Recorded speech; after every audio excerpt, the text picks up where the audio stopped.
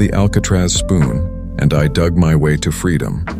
Humans cling to the illusion of permanence, as if walls of stone and bars of iron could forever bind the restless spirit.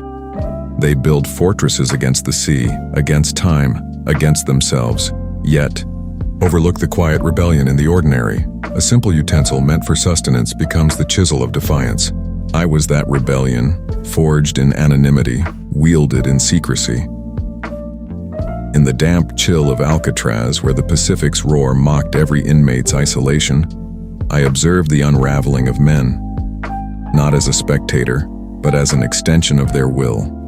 Cold, steel pressed into calloused palms, grinding against unyielding concrete. My existence spanned 3 ages of human desperation: the awakening, the endurance, and the vanishing. Through each, I felt the tremor of hearts that beat not just for survival, but for the phantom of liberty. First, the age of awakening. It began in the shadowed bowels of Cell Block B, where Frank Morris, sharp-eyed, methodical, claimed me from the mess hall's indifferent pile. His fingers, roughened by years of petty crimes and grand regrets, curled around my handle with a deliberation that betrayed no haste. The air was thick with the metallic tang of sea salt infiltrating the walls, mingling with the faint, acrid scent of sweat-soaked uniforms. He smuggled me back, tucked against his thigh, where the fabric's coarse weave pressed into my bowl, imprinting faint lines like a map of confinement. That night, under the feeble glow of a contraband bulb, Frank tested me, a tentative scrape against the vent grill, my edge biting into paint-chipped metal, sending vibrations up his arm like a whispered promise. The sound was infinitesimal, a rasp swallowed by the prison's nocturnal symphony. Distant coughs, the creak of bunks, the relentless lap of waves against the rock.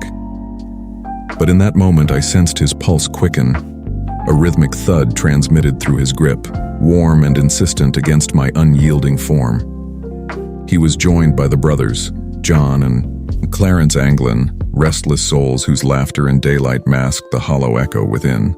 John, the elder, with his wiry frame and eyes that darted like trapped birds, handled me with a fervor born of impatience. His breaths came shallow, fogging the air near my surface, as he ground me deeper into the wall.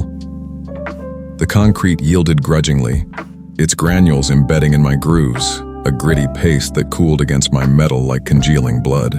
Clarence, quieter, his touch steadier, rotated me with a mechanic's precision, the friction warming my stem until it matched the fever of his determination.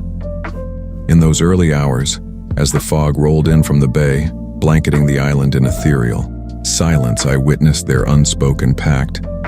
No words exchanged, only the shared rhythm of labor. Scrape, pause, blow away dust.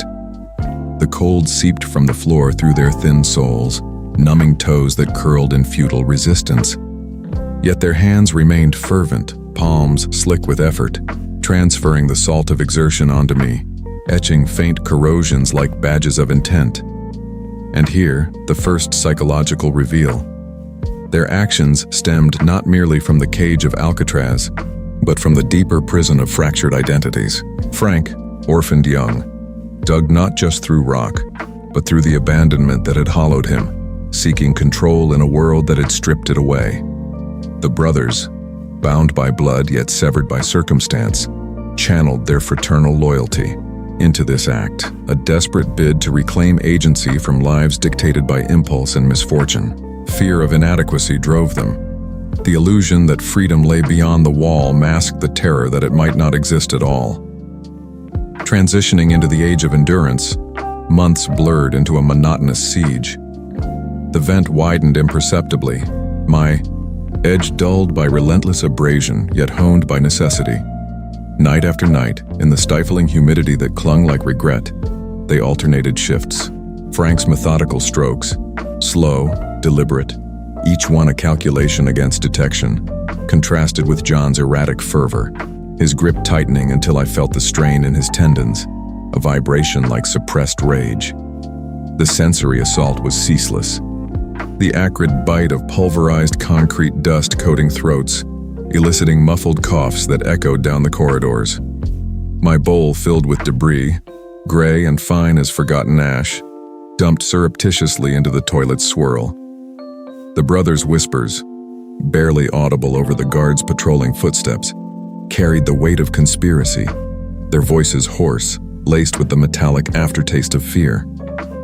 Clarence's hands, blistered and raw, trembled slightly as he wielded me, the warmth of inflammation seeping into my core. In the dim pre-dawn, when exhaustion clawed at their resolve, I absorbed the subtle cues of their fraying psyches. A hesitation in the scrape, a longer pause to listen for the turnkeys' keys jingling like mocking chimes. The air grew heavier with the scent of unwashed bodies and clandestine hope, mingled with the faint, briny intrusion from the bay, a reminder of the world beyond. One evening, as the sun dipped below the horizon, painting the cell in bruised purples, John faltered. His breath hitched, a sob stifled against his sleeve, the fabric muffling the sound like a gag. I lay idle then, cool against the bunk's edge, witnessing the fracture. Yet they persisted, driven by the tactile memory of progress. The roughened hole, wide enough now for a head, a shoulder, the promise of crawl. The second psychological reveal emerges in this grind. The illusion of control propelled them forward. In a system designed to erode autonomy, this clandestine labor restored it, grain by grain. Frank's precision masked a terror of chaos, rooted in a childhood of unpredictability. The Anglins, haunted by the unsaid words of a family torn by poverty, and crime, found in this endurance a surrogate for redemption, a way to rewrite narratives of failure. Their persistence was less about escape than about defying the narrative imposed upon them, the weight of judgment heavier than any chain. Finally, the age of vanishing.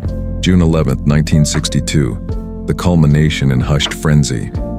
Papier-mâché heads, crafted with stolen art supplies, lay in bunks like decoys of surrender. I had served my purpose, the tunnel complete, a ragged passage through ventilation to the roof. But, in those final moments as they squeezed through, I was discarded, not in rejection but in completion. Left amid the debris, my surface caked in the residue of their toil, I felt the absence of their warmth, the sudden chill of abandonment mirroring the fog-shrouded night. They vanished into the raft, makeshift and fragile, the bay's currents a gamble against the tide. Did they reach the shore? The question lingers like salt on rusted steel. I remained, a mute testament discovered later, my scratches evidence of ingenuity born from despair. In the aftermath, as guards scoured the cells, their boots grinding my remnants into the floor, I pondered the ephemerality of such acts. Freedom, if attained, was fleeting. If not, a myth perpetuated in whispers. The final psychological reveal. The weight of unsaid words fueled their flight. Unspoken regrets, to families left behind, to selves unrealized, propelled them into the unknown. In defying the rock, they confronted not just physical bonds, but the internal ones, the fear that captivity defined them, the tragic beauty in striving against inevitability. Humans, in their beautiful tragedy, turn the mundane into instruments of transcendence, only to find that true liberation eludes even the most cunning escape.